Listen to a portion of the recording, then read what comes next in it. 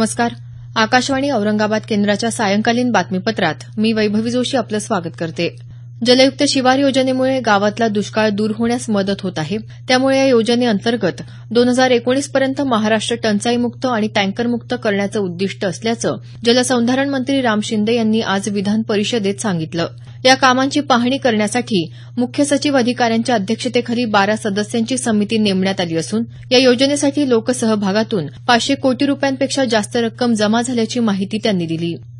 शेतकऱ्यांना पीक घेताना परिस्थितीनुरूप माहिती मिळावी, पिके घेण्याची पद्धत, जमिनीचा पोत, माती परीक्षण, बी बियाणे आदी माहिती आता राज्य शासनाच्या कृषी विभागामार्फत शेतकऱ्यांना मृदा पत्रिकेद्वारे उपलब्ध करून देण्यात येणार असल्याचं कृषी मंत्री पांडुरंग फुंडकर यांनी सांगितलं. कृषी उत्पादनाला प्रोत्साहन देण्यासाठी जिल्हास्तरावर कृषी महोत्सवाचं आयोजन करणार असल्याचं ते म्हणाले. पंतप्रधान कृषी विमा योजनेअंतर्गत राज्यात एकूण 1 कोटी 8 लाख शेतकऱ्यांनी पीक विमा काढला असून गेल्या वर्षी खरीप हंगामात नैसर्गिक आपत्तीत झालेल्या नुकसानीपोटी विमा काढलेल्या शेतकऱ्यांना विमा संरक्षण म्हणून 1,640 कोटी रुपयांच्या निधीचं वाटप करण्यात आल्याचंही फुंडकर यांनी सांगितलं.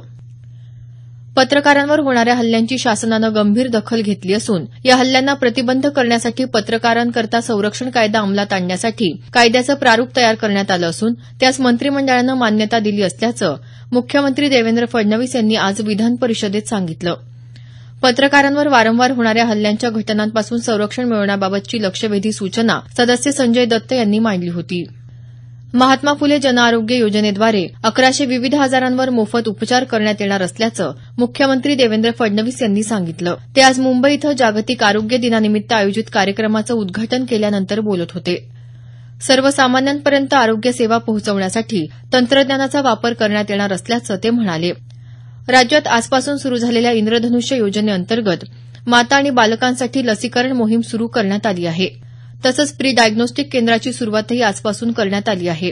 राज्यात टप्प्याटप्प्याने ही केंद्र सुरू होणार असल्याचं आरोग्यमंत्री डॉ. दीपक सावंत यांनी यावेळी सांगितलं. पक्षविरोधी कारवाया केल्यामुळे माजी मंत्री सुरेश धस यांना 6 वर्षांसाठी राष्ट्रवादी काँग्रेस पक्षातून निलंबित करण्यात आलं आहे. पक्षाचे प्रदेशाध्यक्ष सुनील तटकरे यांनी मुंबई इथं ही माहिती दिली. नुकत्याच झालेल्या जिल्हा परिषदेच्या अध्यक्ष, उपाध्यक्ष आणि पदाधिकाऱ्यांच्या निवडणुकीत त्यांनी भारतीय जनता पक्षाला सहकार्य केल्यामुळे त्यांच्याविरुद्ध ही कारवाई करण्यात आली आहे. उस्मानाबादचे खासदार रवींद्र गायकवाड यांच्यावर घालण्यात आलेली विमान प्रवास बंदी एअर इंडियानं उठवली आहे. 2 आठवड्यापूर्वी विमान प्रवासादरम्यान एअर इंडियाच्या कर्मचाऱ्याला मारहाण केल्याप्रकरणी एअर इंडियासह सर्वच विमान कंपन्यांनी गायकवाड यांच्यावर प्रवास बंदी घातली होती. गायकवाड यांनी नागरी उड्डयन मंत्री अशोक गजपती राजू यांना पत्र लिहून विमानात झालेल्या घटनेबद्दल दिलगिरी व्यक्त केली होती. मराठवाड्यातल्या जनतेत नैराश्याचं प्रमाण मोठ्या प्रमाणात आहे. यातूनच शेतकरी आत्महत्यांचं प्रमाण मराठवाड्यात जास्त असल्याचं विभागीय आयुक्त पुरुषोत्तम भापकर यांनी म्हटलं आहे. औरंगाबाद जिल्हा परिषदेच्या आरोग्य विभागाच्या वतीनं जागतिक आरोग्य दिनानिमित्त आयोजित जिल्हास्तरीय पुरस्कार वितरण समारंभात ते आज बोलत होते. यावेळी आनंदीबाई जोशी प्रथम पुरस्कार बिडकींच्या ग्रामीण रुग्णालयाला तर कायाकल्प प्रथम पुरस्कार गुणोरीच्या प्राथमिक आरोग्य केंद्राला प्रदान करण्यात आले. नांदेडच्या शिक्षणाधिकारी सविता बिर्गे यांना 4 लाख रुपयांची लाच घेताना आज रंगेहात अटक करण्यात आली. शिक्षकांचं सेवाखंडातील वेतन काढण्यासाठी त्यांनी ही लाच मागितली होती. लाचलुचपत प्रतिबंधक विभागानं सापळा रचून ही कारवाई केली. नांदेड वाघाळा शहर महानगरपालिकेतल्या कंत्राटी सफाई कामगारांचं थकीत वेतन त्वरित अदा करावं या मागणीसाठी लालबावटा युनियनसहित सर्व संघटनांनी आजपासून बेमुदत संप पुकारला आहे.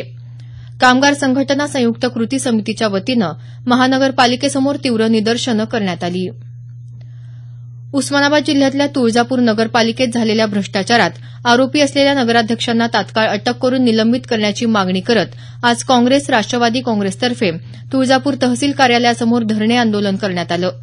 तुळजापूर नगरपालिकेतल्या सर्व कामांची चौकशी करण्यात यावी अशी मागणीही यावेळी करण्यात आली. याबरोबरच हे बातमीपत्र संपलं. आमचं यानंतरचं बातमीपत्र उद्या सकाळी 6:50 मिनिटांनी.